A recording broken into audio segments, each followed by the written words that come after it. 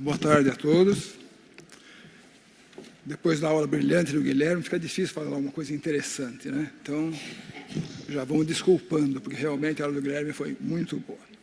Então, nós vamos falar alguma coisa a respeito de um assunto também bem interessante, para quem gosta de morfologia, que gosta de hematologia, sempre deixa a gente animado, né? Então, síndrome hemofagocítica ou linfocitose hemofagocítica, né? Estamos fazendo mais diagnósticos, como abordar, tá? Então, essa linfocitose hemofagocítica é a síndrome caracterizada por extrema ativação imune, resultando em inflamação patológica. Cursa com manifestações clínicas de acentuada inflamação. É uma doença grave, a sobrevida é menor que 10% se não tem um tratamento imunohematológico hemoterápico inicial e rápido, tá? Como é uma doença complicada, veja quantos sinônimos elas têm, né? Então, uma doença que tem vários sinônimos já mostra que ela se apresenta de formas variadas e muitas vezes davam baile na gente, né? Então, os nomes que tem: reticulose hemofagocítica familiar, hemofagocitose, linfociocitose, síndrome hemofagocítica, síndrome de hiperativação macrofágica, né? Mostrando a complexidade e a variedade de apresentação clínica que ela apresenta. O diagnóstico morfológico, que faz, em geral, levantar a suspeita, né, é a presença do macrófago comendo elementos das séries hematológicas, né? Então, a gente vê aqui... Onde é que tem o mouse? Onde é que faz para... O vermelho aponta lá e aqui é o mouse. Tá aqui. Tá bom, obrigado. Então, a gente vê, então, um macrófago aqui, absolutamente comilão, em que você encontra hemácia, neutrófilos e plaquetas. Então, uma célula comendo todos os elementos da linhagem hematopoética, né? E configurando, então, a presença de uma figura de hemofagocitose. Então, existe, assim, uma série de critérios diagnósticos, porque eram doenças que a gente sabia que, às vezes, apareciam muito em crianças pequenas, tá? Em casos graves, em doenças pequenas, e outros casos que apareciam em adultos, né? Todos com o mesmo nome, de síndrome hemofagocítica, ou esses outros nomes que nós falamos. E o pessoal da pediatria, que tinha os casos mais graves, em 2004, fez um estudo grande para tentar afirmar critérios para fazer o diagnóstico, né? Então, eles, como muitas vezes encontravam anormalidades genéticas nesses pacientes, tá? Eles consideraram o seguinte: se você tinha um diagnóstico molecular consistente com hemofagocitose, já era critério para definir como tal. Agora, se não tinha, você tinha que ter 5 de 8 dos seguintes critérios: febre, esplenomegalia, citopenias, tá? Sendo que a anemia é considerada hemoglobina abaixo de 9 gramas por decilitro, e em crianças com menos de 4 semanas, hemoglobina abaixo de 10 já era critério, plaqueta abaixo de 100 mil por milímetro cúbico, neutrófilos abaixo de 1000 por milímetro cúbico, se tinha hipertrigliceridemia, maior que 265 miligramas por decilitro, ou hipofibrinogênemia, fibrinogenemia menor que 150. A presença de figuras de hemofagocitose em algum órgão, medula óssea, baço, linfonodo ou fígado, atividade de célula NK diminuída ou ausente, uma ferritina elevada, que eles mantinham um limiar até, para hoje a gente acha pouco, né? Maior que 500, já consideraram anômalo e um parâmetro importante, e o aumento de CD25 solúvel, tá? Então, para fazer o diagnóstico, teria que ter pelo menos 5 desses 8 ou um marcador genético associado, né? Então, agora, o que se sabe hoje, a gente usa ainda esses critérios de 2004, né, que foram publicados em 2009, mas muitas vezes você, com alguns dados importantes, você já pensa no diagnóstico, muitas vezes institui um certo tratamento e não fica esperando todos os sinais, que não se pode muitas vezes perder o paciente por essa insegurança, né? Então, atualmente está muito claro que a síndrome hemofagocítica ela representa um amplo espectro de condições clínicas que coletivamente chegam ao final com extrema inflamação patológica. Provavelmente um hospedeiro suscetível, com defeito imune intrínseco, experimenta significante ativação imune com resultante imunopatologia. Existem duas formas básicas, a primária e a secundária. A primária é aquela que tem uma herança autossômica recessiva ou ligada ao cromossoma X, e vai se caracterizar por quê? Por anormalidades na síntese, formação, tráfico, estocagem de proteínas, o que age na fusão da membrana de grânulos citotóxicos. Tá? Existem mutações descritas já em 16 genes até o momento. Tá? E o imunofenótipo comum a todas elas é uma diminuição ou ausência da citotoxicidade, que está relacionada a grãos. Uma forma familiar, tá? Você encontra 5 tipos. Então, é primária, familiar, né? E a mais comum é quando existem mutações na perforina. 30% a 40% dos casos dessa síndrome hemofagocítica familiar é relacionada a mutações na perforina. Tá? Uma outra mutação nessa UNC13D corresponde a 30% dos casos da síndrome hemofagocítica familiar. Tá? Defeitos na sintaxina é uma quantidade menor, em torno de 5%. Defeitos na proteína 2, ligador da sintaxina, em torno de 5% a 20%. Tá? E nessa considerada familiar tipo 1, ainda não se tem o gene causal definido. Tá? Só sabe que está ligado ao cromossoma 9 e está relacionado a 8% a 10% do total de casos. Tá? Além dessa forma familiar, dessas 5 formas familiares, a primária pode também estar associada a síndromes de imunodeficiência primária. Tá? Como, por exemplo, a síndrome de Griscelli, que é uma síndrome que tem alteração neurológica associada com um certo grau de albinismo e uma imunodeficiência. Na síndrome Chediak-Gashi, que também os hematologistas lembram bastante por causa daqueles grãos grandes dos neutrófilos, né? Então, é um defeito na fusão dos grânulos e está associada também com uma imunodeficiência, um albinismo, e está associada com síndrome hemofagocítica primária. A síndrome Hermann-Stipudilac, que também tem albinismo e uma alteração de função plaquetária, tá? Também uma imunodeficiência, também está associada à síndrome hemofagocítica. E a doença linfoproliferativa ligada ao cromossoma X, onde a pessoa tem uma sensibilidade muito grande quando entra em contato com o vírus EB. Então, é uma sensibilidade muito grande que, frequentemente, no primeiro contato, pode evoluir para uma síndrome hemofagocítica. Né?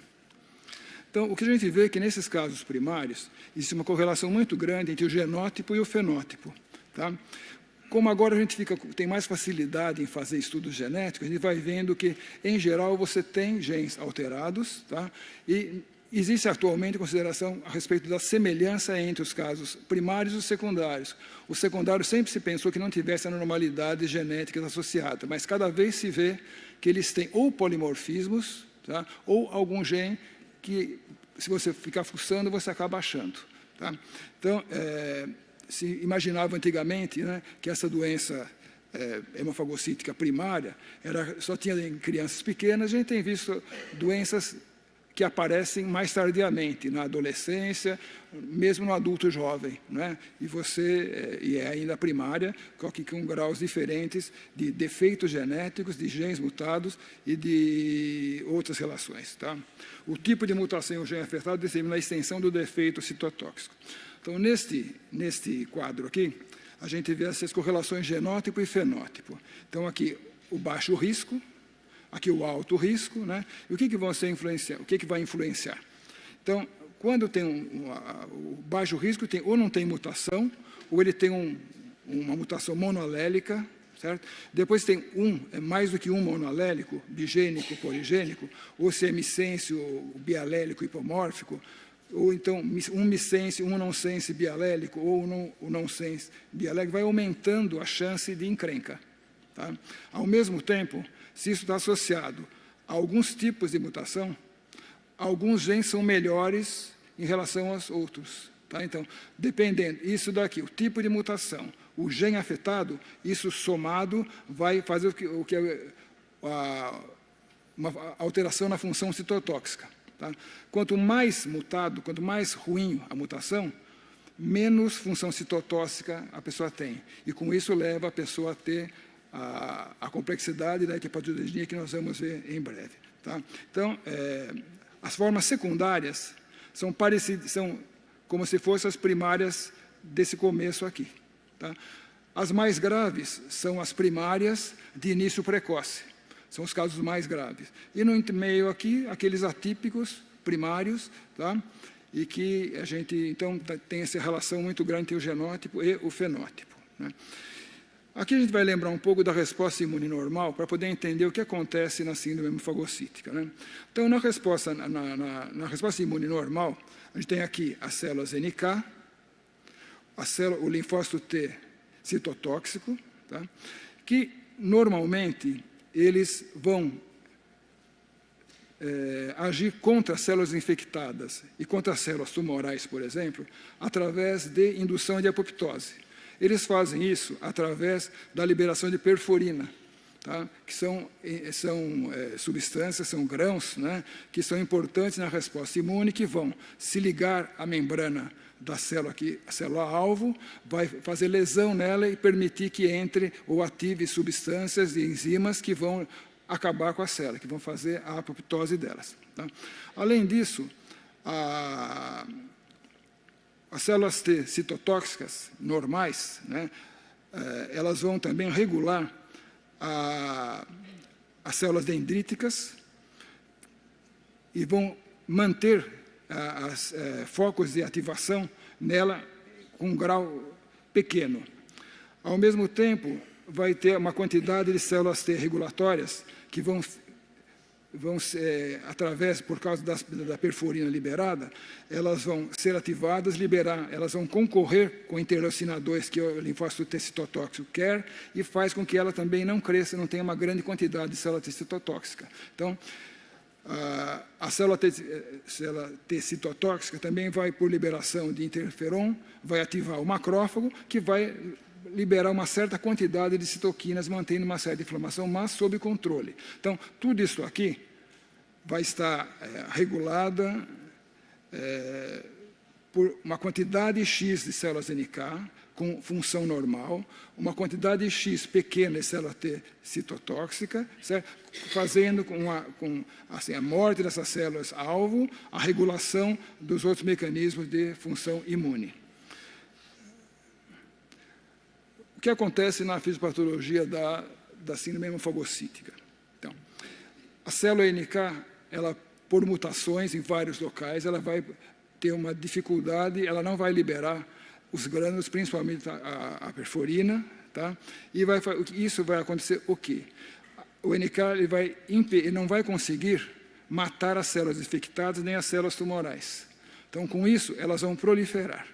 Então, se for uma infecção, vai ter um aumento das células infectadas, ou então as células tumorais vão aumentar também, porque não vão ser alvo de apoptose. Ao mesmo tempo, ela vai, pela falta da perforina também aqui no linfócito T citotóxico, ela vai diminuir a presença de células T regulatórias, vai sobrar mais interleucina 2, que vai ativar essas células e vão aumentar a sua proporção, certo? A célula NK, porque não tem a perforina, também não consegue inibir a proliferação das células T citotóxicas, tá? Com isso, essas células vão aumentar a produção de interferon, vão ativar os macrófagos, e então vão fazer uma tempestade de citoquinas, certo? E as figuras de hemofagocitose. Então, isso daqui, tudo isso está baseado, na modificação genética, fazendo com que haja uma diminuição desses grãos importantes na nossa defesa, né? Aqui na síndrome de Grisset, tem um paciente aqui no hospital que tem as figuras de hemofagocitose, tá? Ele veio para fazer um transplante, foi transplantado e deu tudo certo, né? Agora, e na secundária? Então, clinicamente, ela pode ser idêntica à doença primária, só que frequentemente não é em criança pequena, já em adulto, em qualquer idade pode ter, né? Outra coisa, não tem história familiar, pode ser um caso episódico em geral.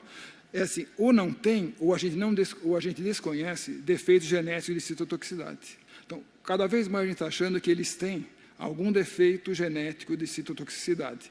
Só que em grau pequeno, mutações que, em geral, não são suficientes para causar problema, mas que, frente a alguns eventos, ela pode se manifestar, tá? Então, quando é que ela vai se manifestar? Quando você tem alguma situação que rompe a homeostase imune. Então, infecções, malignidade e autoinflamação ou autoimunidade.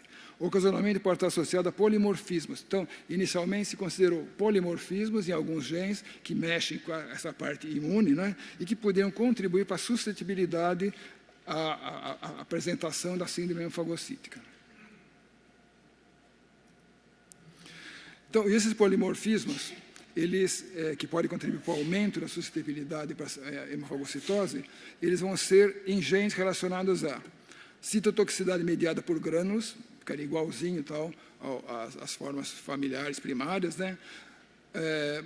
Polimorfismo que estão em genes que estão associados à organização dos microtúbulos, ao transporte de vesículas, aos receptores de célula NK, à produção e sinalização de citoquinas, à variação de inflamassoma, ativação de inflamassoma, sinalização de receptores de linfócito T, genes imunodeficientes primárias outras e outros desconhecidos. A gente vê cada vez mais a presença de polimorfismo ou de mutações que não têm, assim, isoladas, muito valor, né?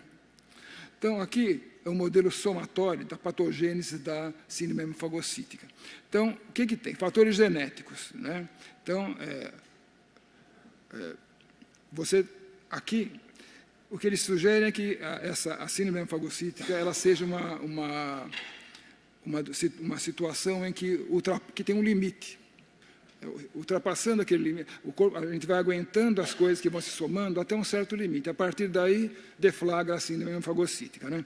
Então, se, por exemplo, aqui tem em mais clarinho, seria alteração genética, tá? Que nas formas secundárias seria uma alteração genética pequena, que isoladamente não daria muita coisa, tá? E aqui, nesse final aqui, seriam as formas primárias, onde a alteração é em gene, que é muito importante para a defesa do indivíduo. Nesse caso aqui, assim, que o gene aqui é a mutação ou o polimorfismo relacionado a ele não é muito importante, ele, para atingir tal threshold ali, para desenvolver síndrome hemofagocítica, teria que ter, por exemplo, uma inflamação e uma infecção disparadora. A gente vê que esse preto, mas em geral, o que vai deflagrar assim, o aparecimento da síndrome hemofagocítica é uma infecção, tá? Então, aqui, uma infecção menor. Se você tem uma imunossupressão no indivíduo, ele pode desenvolver a síndrome hemofagocítica. Nesse outro caso aqui, que tem um background inflamatório grande, a infecção também vai, com mais facilidade, gerar o aparecimento da síndrome hemofagocítica. Às vezes, só uma infecção muito grave pode causar também a síndrome hemofagocítica e, em geral, tem também uma alteração genética que a gente pode, às vezes, descobrir. As formas atípicas primárias requerem uma infecção bastante grande, tá? E aquela primária mais grave, qualquer infecção menor pode, muitas vezes, deflagrar a síndrome. Então, no fundo, é uma mistura de coisas, tá? Atingindo um certo limiar. A partir daí, acaba sendo deflagrada a situação. Qual a etiologia da síndrome hemofagocítica secundária? Tá? Um estudo feito em 59 casos de síndrome hemofagocítica na Clínica Mayo e na Vanderbilt University. Então, 59 casos em 10 anos, eles viram, desses 59, 29 tinham critérios para a síndrome hemofagocítica. Então, 59 casos tinham aumento da atividade macrofágica, que não significa hemofagocitose. Então, você pode ter um aumento de macrófagos, que você reconhece na histopatologia, mas isso não tem significado maior nenhum. Quando tem hemofagocitose, então, de 59, 29 apresentaram e puderam criar, junto com os dados clínicos, um diagnóstico de hemofagocitose. Tá? 34% não tinham causa que foi conseguido definir. 26% tinham uma doença maligna associada, 26% tinham o vírus EB associado e outros bichos menos votados, histoplasmose, eventos bacterianos, citomegalo e micobactéria. Tá? Então, malignidade, infecções. Né? Das infecções, em outra análise, então, 50% dos casos dos adultos, eles têm alguma infecção associada, sendo que 50% dos casos são por vírus. Tá? Então, vírus, o principal é o herpes. Então, a família do herpes vírus é responsável por 60% dos casos deflagradores da síndrome fagocítica. O vírus EB, citomegalo, o herpes simples, o herpes vírus 6 e o herpes vírus 8. Varicelas ósseas também está associado, e outros vírus, parvovírus, adenovírus, o HIV, o antavírus, a dengue, tá? E, no fundo, qualquer outro vírus pode ser o agente causal, tá? E pode ser uma infecção primária ou uma reativação, tá? Muitas vezes tem associação da síndrome fagocítica com um quadro clínico de uma DRESS síndrome, tá? Associado a uma reativação do herpes vírus 8.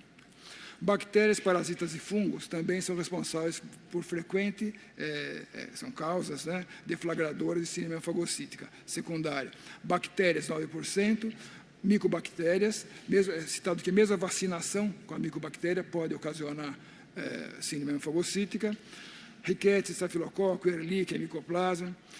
Parasitas, Leishmania, Plasmodium, Toxoplasma, podem estar associados também. Fungo, esporádico, histoplasma, cândida e criptococo. No fundo, qualquer bicho de qualquer linhagem pode ser o agente causal e, muitas vezes, ser mais de um, levando ao aparecimento da síndrome hemofagocítica. Muito mais frequente nos pacientes que têm alguma imunossupressão. Então, é bastante frequente a gente ter essa manifestação em doentes que têm uma imunossupressão num pós-transplante, né, e que a gente tem que sempre ficar de olho quando aparece algum dado clínico que sugira essa entidade, né? Quais são as malignidades que estão associadas a síndromes hemofagocíticas secundárias, né? Em geral, as doenças hematológicas malignas são as que mais estão associadas com síndrome hemofagocítica, principalmente as anormalidades de linfócito T. Então, o linfoma de célula T, o linfoma de célula T angioimunoblástica, o linfoma de célula T associado à enteropatia, o linfoma T periférico não inespecificado, linfoma T hepatosplênico, a micose fungoide, síndrome cesárea. Então, todas elas aqui assim estão frequentemente associadas com a síndrome hemofagocítica. O linfoma anaplástico também, o linfoma NK e alguns linfomas B. Tá? O linfoma de célula B associado com a síndrome hemofagocítica e o linfoma B de grandes células também.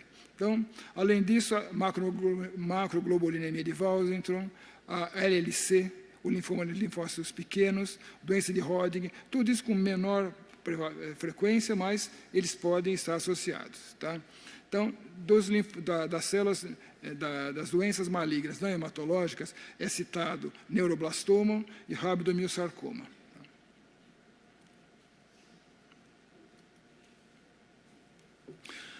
Do ponto de vista clínico e laboratorial, o que os pacientes apresentam?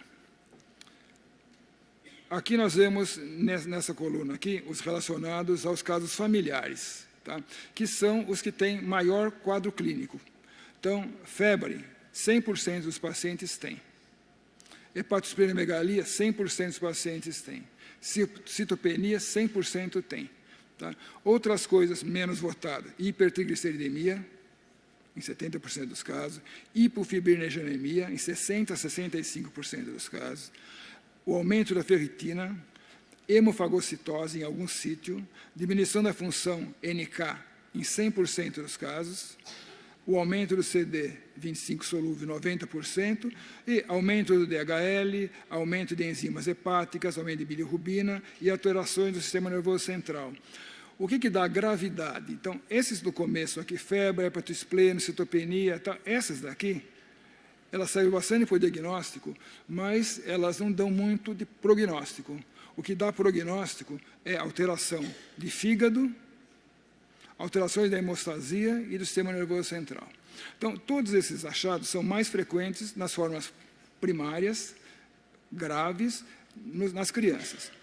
Aqui nós temos secundários que só febre, que é igual a 100%, hepatospleno já tem um pouco menos, citopenias um pouco menos, hipertrigliceridemia é pouco.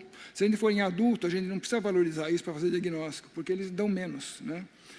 Hipofibrinogenemia também menos, tá? Mas quando estão presentes, sugerem gravidade maior. Tá? A hemofagocitose refere que você pode não encontrar. Eu acho que fica muito difícil fazer diagnóstico de síndrome hemofagocítica se não achar figuras de hemofagocitose. Agora, a amostra que você tem, muitas vezes, ela é assim, não é o local que você teria que ter procurado. Então, já tivemos casos aqui que você não tinha nada na medula óssea, mas o baço era cheio de figura de hemofagocitose. E a esplenectomia, nesse caso, resultou em uma ótima melhora do paciente, né? Então, eu acho que a gente precisa valorizar, e se não tem, a gente tem que procurar bastante, porque aí reforça a ideia, não é? Então, esses são os achados, e aqui lembra que a ferritina elevada, eles põem acima de 500, a gente fica esperando sempre 10 mil, 20 mil de ferritina para pensar em síndrome hemofagocítica, não. Acima de 500, já é considerado, tá bom? Nós fizemos aqui no hospital um estudo em 2 anos da análise dos mielogramas coletados para ver a incidência, a frequência de hemofagocitose. Em 2012, foram reanalisados 762 mielogramas e foi achado hemofagocitose em 25 dos 762, está em torno de 3%. Tá? Em 2013, a gente repetiu esse estudo, né, e fizemos uma diferença dessa vez. Ver se a atividade macrofágica aumentada, se tinha algum valor, né, ou se era só hemofagocitose, ou se tinha ambas, se tinha alguma diferença na associação. Então, nós vimos de 920 mielogramas, em 14% tinha aumento da atividade macrofágica. E em 25 dos 920, que corresponde a quase 3% também, a gente tinha hemofagocitose. Então, em 2 anos, num grupo mais ou menos parecido, uma quantidade X, dá então uma ideia que é raro, mas não é tão raro. Então, 3% tem figuras de hemofagocitose, e dessas, muitas vezes, eram síndrome hemofagocítica. Isso pegava esse grupo de material estudado, né, tinha criança até pessoas de 77 anos. 6 abaixo de 5 anos, 15 acima de 20 e o resto é intermediário aqui. O que a gente sempre valoriza é a figura de hemofagocitose. Então, macrófago, comendo aqui 3 neutrófilos, e aqui uma célula comendo 2 neutrófilos, essa outra célula companheira dela comendo uma hemácia. Tá? Então, a gente tem... pode ver a comer um tipo de célula só, 2 tipos, 3 tipos, isso não faz muita diferença em relação a não ocasiona maior gravidade. Tá? Dessas 25 medulas que tinham hemofagocitose, que a gente viu em 2013, então a gente tem que saber o seguinte, a celularidade também é variada. Eles têm pancitopenia, frequentemente, né? Mas a medula pode ser pobre, normal ou rica. Então, a celularidade, nesse caso, em 10 foi hipo, em 5 normal e em 10 foi hiper. Então, a sua celularidade, ela não define nada. Anemia, leucopenia e neutropenia foi presente em todos os casos, plaquetopenia quase no mesmo nível, febre, esse paciente apresentou em 14 de 25, um pouco diferente daqueles casos que a gente viu que quase todos eles, pelo menos primários, têm. Hepatite pleno 9 em 25, uma infecção presente 20 em 25, sendo que bactérias em 13, vírus em 8, fungos em 3, protozoários em 1. Quais os diagnósticos desses pacientes que apresentavam essas anormalidades? Então, pancitopenia eram 8, e dessas pancitopenias, uma era síndrome genética neurológica, síndrome de Patal, 1 com síndrome nefrótica, 2 com síndrome nefrótica, 3 haviam sido submetidos a transplantes renais, 1 a transplante hepático e 1 era pós-trauma, um politrauma grave. LLA 4, linfoma T3, LMA 3, leucemia mielomonocítica crônica pós-transplante de medula 1, varicela leuquimia 1, mielofibrose 1, neuroblastoma 1, adenociade de pulmão com transplante de rim prévio 1, anemia hemolítica autoimune 1 e neutropenia congênita tratada com transplante 1. Qual foi a evolução? Qual o significado de achar esse tipo de situação? Óbito em 11 dos 25 casos, sendo que 10 dos óbitos foram nos primeiros 3 meses após o diagnóstico. Então, o achado da hemofagocitose, da síndrome hemofagocite nesses pacientes, é um sinal de mau prognóstico. Então, principalmente, você demora para enxergar e demora para instituir uma tentativa terapêutica. O outro morreu em 6 meses. Então, quando você vê muito macrófago, né, você pode estar frente não de uma síndrome hemofagocítica, mas de outras situações, como, por exemplo, as histocitoses, as doenças de depósito, como Gaucher e Niemann-Pick, e a gente pode, às vezes, encontrar blastos que fagocitam, e pode dar uma certa dificuldade em saber se é macrófago, uma síndrome hemofagocítica numa leucemia ou não. Então, a gente vê aqui uma célula de Gaucher, que pode parecer um macrófago, mas não tem nada comido dentro, né? E o Niemann-Pick é a mesma coisa. Tá? E aqui a gente vê algumas leucemias que apresentam fagocitose. Então, o blasto, não tem dúvida que esse aqui é um blasto, comendo um neutrófilo. Tá? Esse é uma LMA na sequência, uma LMMC, que tinha a translocação 816. Então, esses casos estão associados com blastos que comem. Tá? E é um sinal de mau prognóstico também. Outra coisa aqui, uma LMA comendo uma hemácia. Tá? Então, um blasto comendo uma hemácia, que também é um sinal de mau prognóstico. Aqui uma LLAT, um blasto comendo um eritroblasto. Tá? E queria agradecer essa coleta de dados. Eu trabalhei aqui no hospital por 13 anos, né? E tenho a agradecer a coleta dos dados, tal, esses meus ex-residentes, tá? A Michele, o Dirceu, a Gabriela e a Denise, tá? Para poder fazer esse levantamento a respeito da síndrome hemofagocítica. Tá? Obrigado.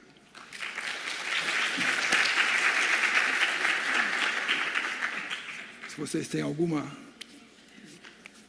consideração?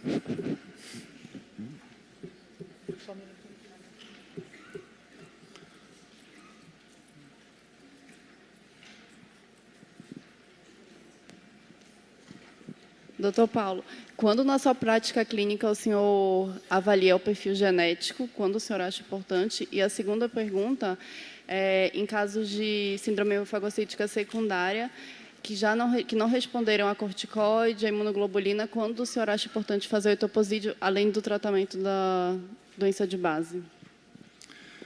Então, eu acho que a pesquisa genética deve ser feita sempre que possível. Tá? Porque mesmo na secundária, cada vez mais você acha algum defeito genético que propicie que a pessoa tenha aquele tipo de problema. Então, se é acessível o estudo genético no indivíduo que tem os sinais clínicos, o diagnóstico clínico de hemofagocitose, né, eu acho que vale a pena fazer sempre. Porque muitas vezes a gente tem visto cada vez mais. Então, nós tivemos um caso no HC uma vez, que era uma síndrome hemofagocítica por hepatite A.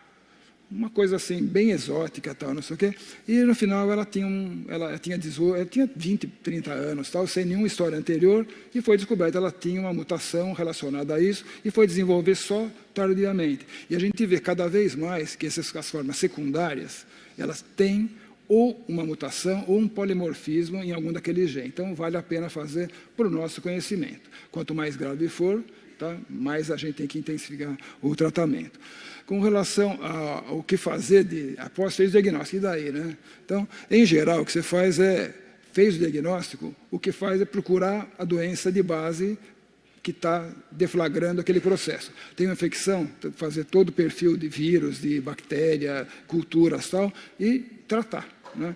Uma coisa que a gente sempre usa aqui é a gama-globulina e o corticoide. Mas se a gente vai procurar ler mais recentemente, poucos falam sobre imunoglobulina. Uma coisa que eu achei estranho, assim, não se fala mais de imunoglobulina e tratar infecções, corticoide, e ela fica meio... Mas eu acho que aqui, na nossa experiência, sempre se faz, não sei se adianta ou não, mas a gente acaba fazendo. Né? Agora, o que dita o tratamento é se tem algum sinal de gravidade. Então, uma gravidade maior. Então, se tem uma evolução muito rápida nos valores de citopenia, tá? Se a pessoa tem um acometimento hepático importante, uma ferritina muito elevada, tá? Então, são casos que requerem que você trate. Então, o tratamento que se usa para o adulto é baseado no que se aprendeu a fazer com as crianças. Então, o que se usa é Vepezide associado a dexametasona. Ocasionalmente, você pode associar ciclosporina, também, dependendo. Mas o que eu li, eu não tenho experiência no tratamento desses casos, mas o que eu vi é que vai depender um pouco da intensidade, da forma, da rapidez de evolução do doente, e que se você não fizer, você perde o paciente.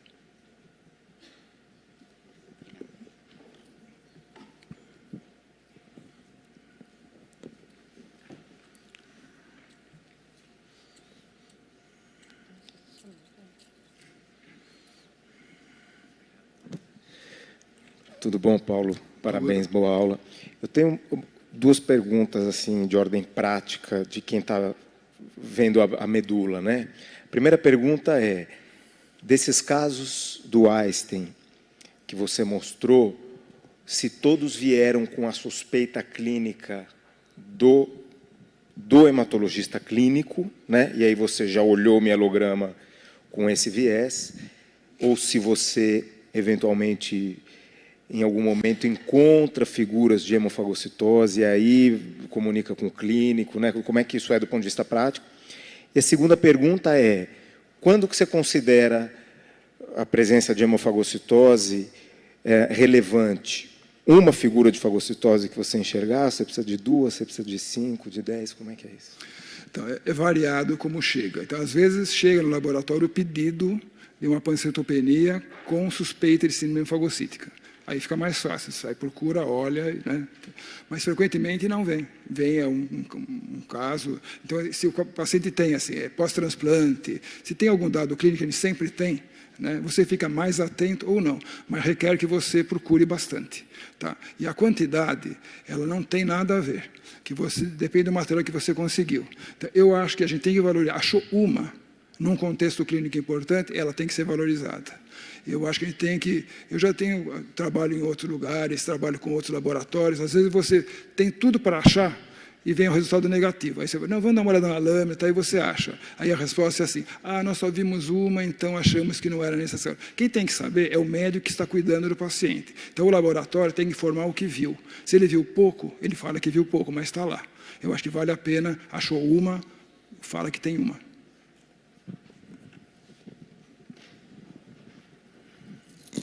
Paulo, um comentário e uma pergunta. O comentário é, nós tivemos aqui um caso, só referendando o que você falou, com mais de 80 anos, acho que você acompanhou, com síndrome hemofagocítica, com quadro neurológico, hepático, e que tinha mutação em heterozigose. Então, aparentemente, isso que você falou...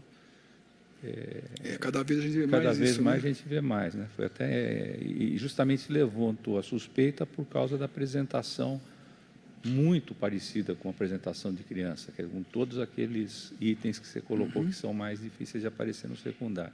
A pergunta tem essa nova droga que está aí, se não me engano, não sei se já foi aprovada pelo FDA ou vai ser aprovada pelo FDA. Parece que é a única coisa que saiu de novidade terapêutica nessa doença, né? Você sabe, eu não sei se, desculpa até a pergunta, mas se isso tende a ser usado em primeira linha ou segunda linha, ou se as pessoas ainda vão usar sempre o protocolo clássico de criança para depois adotar novas terapêuticas? Olha, eu acho que o que se sabe mais é a respeito de criança. E se transpôs os achados de criança para os adultos. Agora está se achando que menos adultos têm também as mesmas mutações ou outras que a gente não conhecia. Então, eu acho que eu não tenho conhecimento dessa nova droga, né? Mas eu tenho a impressão que ela deve ficar sempre na segunda linha, né? E eu acho que o que é importante é assim, reconhecer rapidamente, instituir algum tratamento, né, tentar tratar a doença de base. Eu acho que a gama-globulina saiu um pouquinho de moda, mas acho que vale a pena fazer. O corticoide também, não é? E nos casos que tem evolução rápida, o que é sempre citado é mesmo ainda o Vepezid, né? E às vezes associado com ciclosporina na fase inicial. Obrigado. Tá. Obrigado, então.